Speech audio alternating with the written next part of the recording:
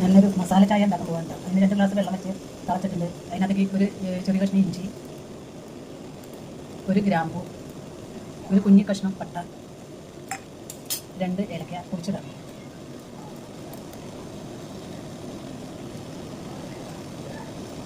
നല്ലോണം തിളച്ച് ഇതിൻ്റെ പശ ഇളക്കിക്കോട്ടെ.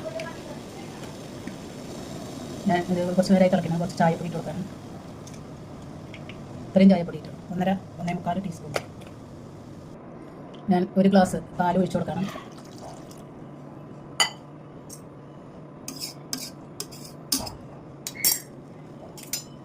ആവശ്യത്തിനുള്ള മധുരം കൂടി ഇട്ട് കൊടുക്കണം.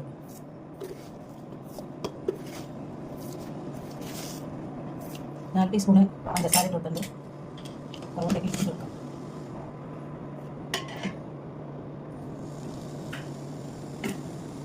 മസാല ചായ റെഡി ആയിട്ടുണ്ട്.